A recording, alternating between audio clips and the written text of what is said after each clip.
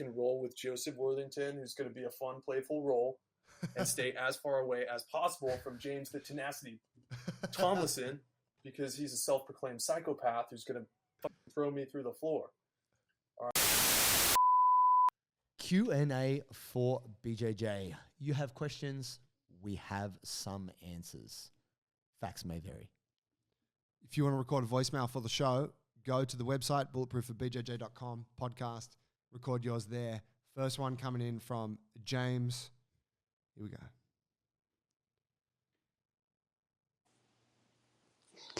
Hey guys, my name is James. I'm calling from the United States, and I'm a little over 4 months into my Jiu Jitsu journey, and I just wanted to say I greatly appreciate what you guys are doing, and a lot of your talks and advice on strength and mobility has been very helpful so far. So to get to my question, you guys have done a great episode on knee braces and sort of their ineffectiveness.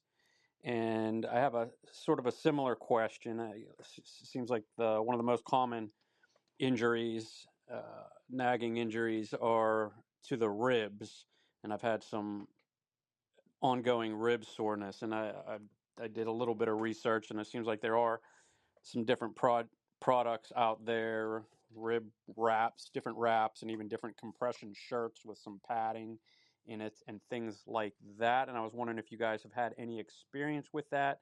Do you think they would be effective at all in the context, obviously, of the type of rib injuries or soreness that comes from training in BJJ? I'm thinking specifically from having a larger opponent, applying a ton of pressure on that area, or even maybe strains or pulls to the muscles that could come from like bridging and twisting and trying to push a larger opponent off of there. Do you think that is something that may be a good prevention or helpful that you could use during training? So yeah, I'd be interested to hear your insights. Thank you very much for your time. James, thank you for your question, man. You're going to open up JT right now. Shit. I appreciate you, James, bearing the fact we share a name, and your very good question. Now, we did do an episode on rib injuries. It's about 100 episodes ago, so you might have to go back. I'll see if we can find it, put a link in the show notes for this one, just so save you some time. He's not putting it in the show notes. Just go back. Just search this show. Yeah, dude, I'm going to do the show notes, whatever. I hate on it, but also you could do, I understand you might be an early listener. Most of our solid listeners, they listen to everything. You got to go back. It's like episode 150. Full back catalogue. Yep. Badge of honor. No, not at all. Not at all. Products will not help you. Bracing will not help you. If you have a rib injury, you got to chill, man. It kind of sucks. The best prevention you can have is have like ultra, musculature around the ribs, but it doesn't stop someone knee riding your chest or someone landing on you in a throw and your rib pops out. Like, having had a lot of rib injuries in terms of tore my sternal cartilage, broke ribs, bruised ribs, had ribs dislocate at the vertebrae at the back, all kinds of rib problems. No amount of product will help you. It's bullshit in the same way knee braces. Well, actually, I would say knee braces actually have more validity than any kind of rib brace nonsense. There you go, James, an admission on today's episode. Not even an admission, because I think they're bullshit. That tells you what I think about these products for your ribs. So I've talked to a lot of different people. I actually spoke with a Alan Dakino. I'm trying to think. He was a judo Olympian. He's also a physiotherapist. I talked to him about rib injuries, and he's like, nah, you're fucked. And I was like, oh, wow, that's okay. I guess I better just rest, because we're always looking for ways to get back on the mats. So please don't waste your money. That will not save you. In terms of prevention, I don't know if there's actually anything you can do to prevent a rib injury other than obviously have a strong torso, but you can still get them. You still get them, yeah. I think something to make clear with this whole, so say you could wear like some kind of compression suit of armor thing that protected your ribs, right? That would, yes, if you took away all of the movement, all of the mobility from your trunk, yes, you would be able to protect your ribs in jiu-jitsu. But you have to understand that your body moves as a whole. So when you absorb force in another area of the body, let's say your hips are being, like someone's trying to pass over under and they're trying to like stack your hips.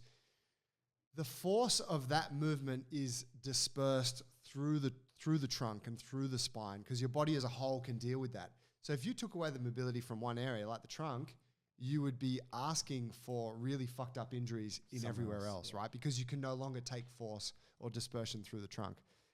One thing I could maybe say is if you had bruised ribs, if it was sensitive, but you hadn't like cracked anything, maybe there's a case that having some padding over it makes you feel better at training. I'm prepared to say sure if that felt good, but I don't think that would be the answer. I would say no because I've had bruised ribs and they're actually more painful than cracked ribs. So I would say you've just got to kind of just know it's going to take 8 to 12 weeks and you need to chill. Sorry, James, no better answers than that, bro. Next one comes from Jody Shields. I'm excited. Why's that? We have an apparel sponsor, Parry Athletic. Bro, George came through, messaged us on the Instagram, said he's been following our program for ages. He's getting stronger and more mobile.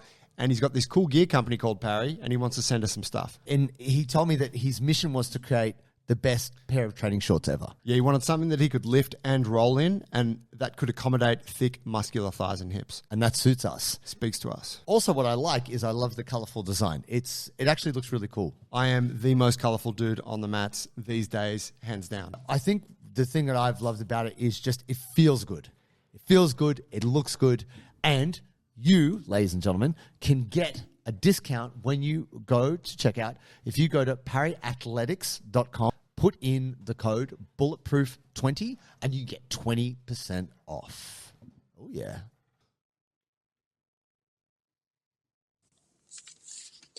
Hey guys, it's Jody, the Nogi Yogi here. I was just wondering, how do you objectively track your progress in Jiu Jitsu?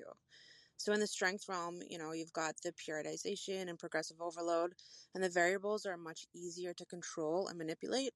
But in Jiu Jitsu, the variables are chaotic and often out of your control. So how do you objectively determine and track your progress? Thanks, guys. That's a great question from Jody. And Nogi Yogi, you're a big supporter of ours. Mythic. Appreciate you. Yeah, you did the seminar at Jody's gym? Orange County. Awesome. Shout out. Love you guys down in LA. Had a great time there and also great support of the program. Jody's awesome.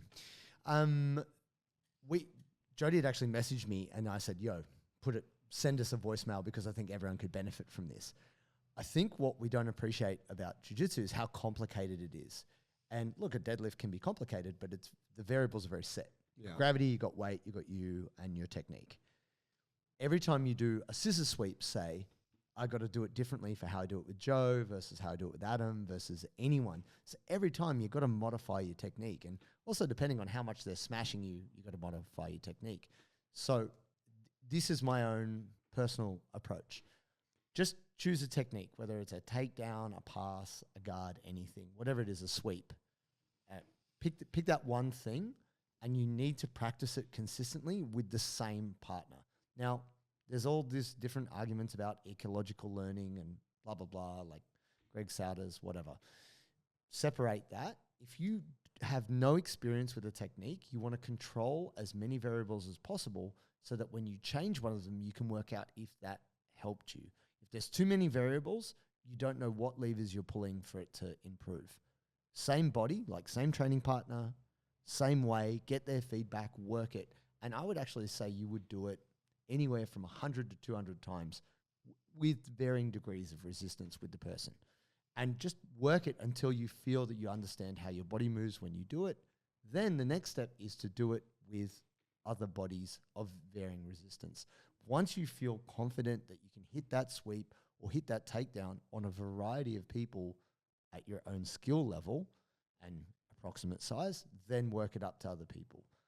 The biggest problem is we get very minimal exposure to a technique and then we just try it on anyone. It just doesn't work. And you're like, they're a lot better than you and maybe they actually know the counter to the move you're doing. So I think it's minimize the variables and practice it for a set amount of time, separate to rolling. And then once you feel you've got it really in your movement vocabulary, write down your notes, do whatever you need to do in that way, then take it to gradually more levels of resistance. Yeah, that's a cool response. I would probably like to add something would be to question, does it matter? Like, does having an objective measurement matter? And that's just for me personally. I see jiu-jitsu more as this rolling kind of evolving thing in my life where it's like, I'm getting better at this and I'm working that, and then people are fucking me up and they're defending that, and then now I'm doing this thing, and in a way, I've always looked at it as just like, always try and improve a little bit, you know, get that 1% better, whatever. Try to work on your weaknesses. But how can you know, Joey? I know. You don't have an objective measure. Yeah, but that's the thing. I don't care in that. My objective measure is less accurate, but it would be like, how am I going against that person, or how am I going against the purple belts, or whatever. But that's also not to discredit your question, because I think it's very cool to try and figure that out. But some people do want. Of course, you know, they particularly if you are strength minded. Yeah. You come from that world where it is measurable and somewhat linear. You're like, I want to apply that. Yeah, and I think there's a lot to what Joe's saying, because they've shown that like with the quantified self movement, the step tracker, the sleep tracker, that people who do all this don't necessarily do better than anyone else. You just know that you suck. Well, yeah, because in a way too, I think with jiu-jitsu, that could really fuck with your head. Sure. For some people, and maybe for Jody, that's exactly what she needs to really get into it. But I know for me, if I tried to look at it to that degree, I'd stress myself out. Mm-hmm. So I think it's kind of, knowing what works for you and then proceeding accordingly. Yeah, and I think feedback is the key thing. So you've got great team there with you at Mythic, and look, I actually think whether it's your coach watching you or video or whatever, get feedback. That will help you really get on board with how you're improving. And I just want to put this out there that I think Jody needs to change her Instagram handle to Jody_Atlas Power Shrugged. And that's because she's been training in her garage with the sun streaming in, and she's got the big reflective aviators, the big mirror aviators, and she's on that heavy barbell. And I'm like, that's you now. Yeah. If you don't she may not know who that is. She does. I think I told her. I don't know if she looked into it. Yeah. This guy here, it's you. Atlas Power Shrugged. Yes. Credit to you. Last one coming in, Luke Cohen. Bulletproof for BJJ podcast. What is up? Dude, I am up? a 4-stripe white belt, 27 years old, like to get scrappy on the mat, play a lot of guard. My cousin and I want to come dojo storm y'all at the freaking Juggle Brothers gym. And so we can roll with Joseph Worthington, who's going to be a fun, playful roll, and stay as far away as possible from James the Tenacity Tomlinson, because he's a self-proclaimed psychopath who's going to throw me through the floor. All right, but that's it. Accurate. I've developed this serious lower back pain, and I'm a little frustrated because I've been taking all the bulletproof advice, dude. I'm hitting my Jefferson curl and my deadlifts and my squats and my Cossack squat. And I'm curious if I'm missing some secret sauce here, dude, because all this mobility exercise seems to be only tightening me a little bit more up. So also hitting these hip flexor opening poses, such as the pigeon pose, such as that thing you're doing up against the wall. Anyway, a little advice would be sweet, but love the podcast. Tuning in for every episode, bro. So, let's get it. Thanks. Luke, Awesome. what a champ. Awesome. Thank you. Actually, I'm a much friendlier role if I've never met you. So please feel free to come through and unless you pass his guard or catch him with something and then it turns dark and stormy real quick. But that's very unlikely. So, but thank you for your message. Great message. Awesome. Fucking legend. Appreciate that you're doing all the work. I'm gonna put something out there right now, which just you're doing all this work and lower back's still tight. It's quite possible if you're a hard-working, scrappy white belt, you know, working your way up the ranks, you might have an issue there, which is like it doesn't matter how much exercise you do, it might cause more problems. Two things. It is, if you've got increasing lower back pain and maybe referred pain down your leg and stuff like that, you may have bulged a disc. So it could be worth getting that checked. Maybe even though you might think, oh, I'm not injured, I'm lifting, I'm this, I'm that, it is worthwhile going and getting a check. So please do that, just so you know you're not going to make anything worse. The second thing I'd say is if you are a guard player, the other thing that we do, which isn't just, you know, pull your knees to your chest and tight hip flexors, is obliques. there's a lot of like side flexion, lateral flexion, and obliques get really jacked and tight. And we often don't open that out or stretch that out. And we can feel like, oh, my back's tight, but actually that could be your internal obliques or part of your external obliques. Side hanging cobra is an amazing way to help open out through the lats, through the obliques. It's a pretty tough stretch, but you didn't name that, so maybe you're not doing that. I think that that's probably something where most jiu-jitsu people don't put attention to, because we do a lot of rotation, do side flexion stuff, shrimping, all of that, and we don't bother to open up laterally. And I think that could be a missing piece of the puzzle if you don't have an injury.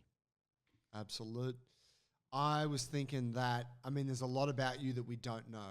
And the one thing that jumps into my mind at your age, with the amount of training you're doing all the bulletproof stuff, right? You sound like proactive, like a high achiever in the gym and whatnot, similar to myself.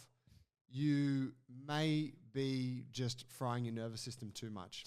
You might not be sleeping enough. You might not be eating enough. And when you are in that state, often more training is just digging the hole deeper and deeper. So, of course, all that shit might be in check, but I throw that out there just so you can assess those other areas. It's looking at your recovery on the whole and then assessing, like, am I actually doing a good job of that stuff? One thing I can also say as well, I regularly, and when I say regularly, probably a couple of times a year, so not extremely regularly, but I will get like a little kind of flare up of my lower back. And it's kind of a lower back, muscular, hip, kind of just an uncomfortable sort of thing. Oftentimes, I'll always train through it for a period because it's never that bad. And I'll usually train through it, and it might be a bit uncomfortable for a couple of weeks and then it dissipates. But sometimes I try to train through it. I do the Jefferson curls, I do the Cossacks, I do all the stuff, and it kind of makes it worse. And then I'm like, I'm going to go see my chiro, my osteo, and I get some hands on there and I get a manipulate. Fuck, did I just press? Shit, I just pressed something on the desk. We're good, we're back. You might have muted yourself. Oh, fuck. I think I muted everyone. That's a good But sometimes I just go get a treatment and it's done. Yeah. Right, and I'm good. And I'm like, fuck, that was what I needed. And then all of a sudden the training's not aggravating it, the issue's gone. And I like, while we try to solve everything with work in the gym, and that's really kind of what we're passionate about, I also, and I'm sure you would agree, JT, really think there's a place for sometimes just getting a treatment, getting some hands on you from someone who knows how to work with the body can just fucking solve the problem. 100%. I actually would say it's something that you should do pretty regularly. Someone who, you sound as active as you do sound there. I would actually say like a kind of once a month, once every 2 months, like just a bit of a maintenance. Don't spend piece. it all on coke and hookers. No. Put a little bit aside just to, or on sell, and then with your margin, use that for the physical therapist. Look, I'm not going to be setting up your business strategy for your coke empire. You might have to do a separate private call with Joey or meet with him in a pool, so to make sure you're not wearing a wire, you're not a rat.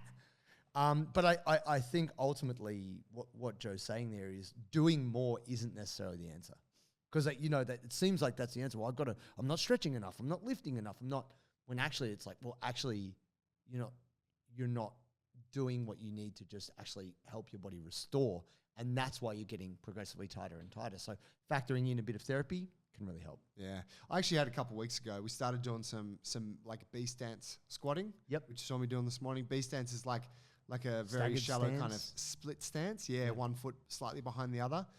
And it kind of aggravated my lower back a bit. And I remember that after I had my knee surgery, anytime, like squatting generally would flare up my lower back. And so for the last week and a bit, I've just gone kind of light and low intensity on my training. And then today I felt good. My lower back feels fine and I was able to go back to being heavy. Nice. But that's kind of one of those times when it could have become that. It could have, become that thing that flared up and Could have gone worse. Anyway, you know what I mean, James. Cool.